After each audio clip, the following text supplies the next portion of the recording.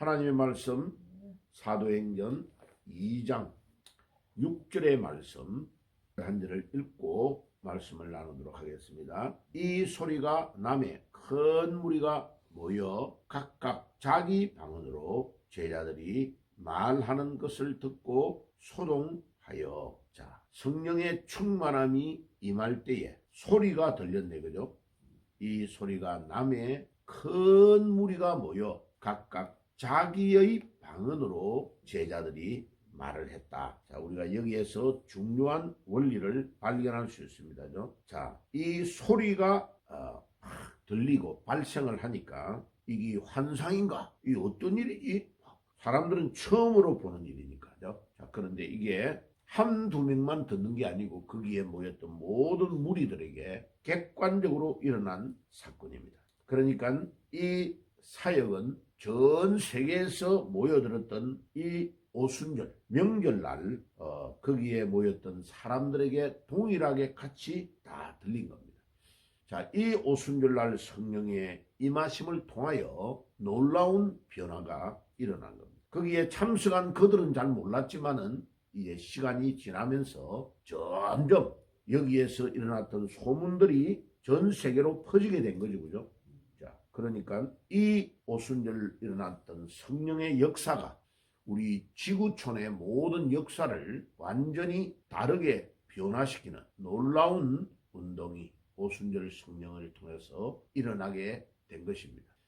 이제 성경을 보면 잘 알 수 있는데 이 오순절 성령이 임한 사건 이전과 이후에 놀라운 성령의 사역의 변화가 일어납니다. 어떤 변화냐? 구약시대, 이 오순절 이전의 시대는 성령이 임하고 특수한 일을 마치고 나면 그 사람을 떠날 수가 있었는데 오순절 이후에는 성령이 한번 강림하면 그 사람 각자에게 지속적으로 항상 함께 머물고 그를 이끌어가고 인도하는 역사가 일어나게 된 것입니다. 그러니까 예를 들면 구약의 사울왕에게 임하였던 성령이 사울이 하나님의 말씀을 순종하지 않고 딴 길로 걸어가니까 하나님의 성령이 사울을 떠나버렸습니다. 그러니까 사울이 완전히 하나님의 성령이 떠나고 악한 영이 사울에게 들어가 버리니까 사울이 비참하게 마지막에는 길보아 산에서 전쟁이 일어나가지고 신하에게 자기를 죽이라고 하니까 신하가 겁이 나서 왕을 죽이지를 못하는 거죠. 그러니까 그 신하의 칼을 뺏어가지고 그 칼에 엎드려져서 자결하여 죽습니다. 그러니까 사울왕은 지옥 간 거죠. 하나님의 성령이 떠나버리니까 비참한 상황이 돼버린 겁니다. 그러니까 다윗은 이 사건을 잘 알게 된 거죠. 그래서 다윗은 우리아의 아내를 범하고 범죄한 후에 하나님에게 기도할 때에 시편 51편에 뭐라고 하느냐? 하나님이여, 하나님의 성령을 나에게서 거두어 가지 말아달라고 간구하는 겁니다. 왜? 하나님의 성령이 자기를 떠나버리면 자기는 사울왕처럼 망할 수밖에 없는 존재라는 것을 다윗은 알았습니다. 그런데 오순절 성령이 임한 이 사도행전 2장의 사건 이후부터는 그런 일이 일어나지 않습니다. 하나님의 성령이 누구에게 특정 인물에게 들어갔다가 성령이 떠나는 경우가 한 번도 일어난 적이 없다는 거죠. 이게 성령 사역의 놀라운 증거가 여기에 나타나고 있음을 우리가 알 수 있습니다.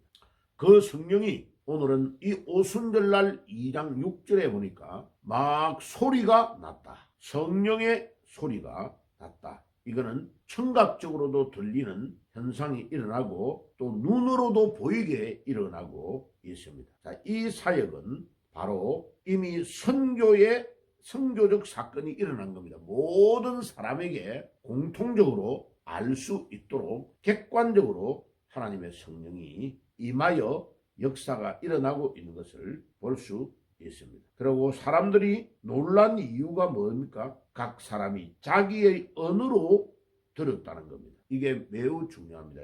왜? 각 지역에서 다른 나라에서만 왔단 말이에요. 그죠? 여기에 이 사도행전 2장에 언급된 나라만 해도 16개 나라가 넘습니다. 예, 뭐 이집트에서도 오고 이라크에서도 오고 시리아에서도 오고 그다음에 뭐 여러 나라 튀르키예에서도 오고 예, 마케도니아, 그리스, 로마 이런 데서 다 왔단 말이야. 걸어서 오기도 하고 배를 타고 오기도 하고 그래가지고 와가지고 이 오순절 명절을 지키려고 유대인들이 모였는데 하나님의 성령이 여기에 강림하신 것입니다. 그러니까 이 사건은 신비한 천상의 언어로 나타난 것이 아니고 사람들이 다 이해하고 깨달을 수 있는 언어로 친숙한 언어로 사람들이 각자가 자기가 살아있는 지역의 사람들이 자기 지역의 자기 나라의 언어로 말하고 있는데 놀랍게도 성령이 역사하시니까 동일하게 알아들을 수 있는 하나님의 성령은 분명히 한 가지의 음성으로 말해줄 거 아니에요. 그죠? 그런데 듣는 언어로 들리는 것은 각 나라의 자기들이 이해할 수 있는 언어로 다 듣게 되었다. 이게 놀라운 거죠. 자, 이것을 보면 바벨탑 이전의 언어가 하나였다 하는 것을 금방 알 수 있는 거죠. 그죠? 이게 놀라운 이 사람들이 이해가 가능한 그런 언어로 들렸다는 것이 놀라운 것입니다. 그러니까 우리가 천국 가서 걱정할 필요 없는 것은 사람들이 물어볼 때가 있어요. 목사님 천국 가면 어느 나라 말로 말하게 될까요? 예, 천국 가면 당연히 하나의 언어로 되는데 그거는 몰라요. 예, 그런데 한 언어로 할 수밖에 없는 거죠. 이와 같이 바벨탑 이전에 하나의 언어를 사용했던 우리 인간이 이제 천국으로 입성에 들어가는 순간에 또 언어가 하나로 만들어지는 거죠. 예, 하나님이 말씀하시면 거기에 있는 천국 들어간 모든 성도들이 동일하게 다 들을 수 있고 알 수 있는 언어로 바뀌는 거죠. 바로 방언은 이와 같은 놀라운 묘미가 있는 것입니다. 하나님은 한 음성으로 들려주시는데 듣는 사람은 자기의 나라 말로 다 듣고 이해가 되는 것입니다. 그 다음에 7절에 이렇게 사람들이 묻습니다. 다 놀라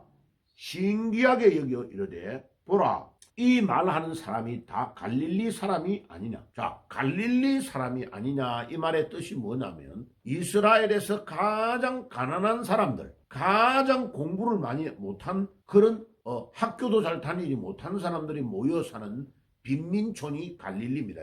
그러니까 이 갈릴리 사람들이 아니냐 이 말은 많이 못 배우고 무식한 사람인데 어떻게 저들이 말하는 말 앞에서 베드로와 같은 이런 사람이 갈릴리 출신 어부인데 저 사람이 하는 말이 어떻게 우리 이집트에 온 사람은 이집트 말로, 튀르키예에서 온 사람은 튀르키예 말로, 이라크 쪽에서 온 사람은 이라크의 말로 다 어떻게 이렇게 알게 들리느냐 이 말이죠. 신기한 일이 일어난 겁니다. 그러니까 하나님의 성령은 역사하면 교육의 수준이 높고 낮은 것과 상관이 없다는 겁니다. 사투리가 아무리 심해도 상관없다는 겁니다. 문화적으로 주변에 사는 사람들인데 그런 거에 전혀 상관없이 세계의 언어로 알게 된다는 것입니다. 그래서 복음은 학벌이 아니라 성령이 전달한다는 것을 우리에게 가르쳐 줍니다. 8절은 더 중요합니다. 8절에 뭐라고 합니까? 이렇게 말합니다. 우리 각 사람이 난 곧 방언으로 듣게 되는 것이 어찌 됨이냐 이렇게 묻는 겁니다. 반문하고 있는 겁니다.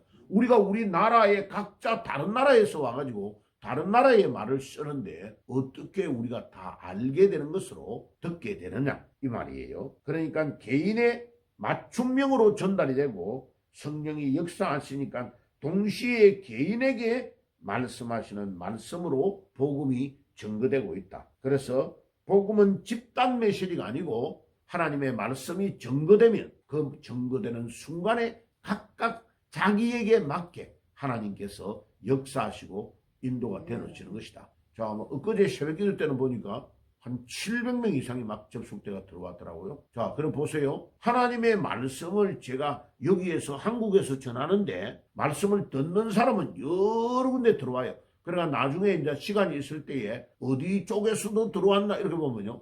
신기해요. 카나다 같은 데서도 들어온 사람이 있고요. 저 어디입니까? 그리스 쪽에서도 들어온 사람이 있고 우리나라 말을 안 하는데 저는 한국말로 설교하고 있는데 들어와가지고 그 나라의 언어로 막 이렇게 대답을 하는 거죠. 그 신기하죠. 봐요.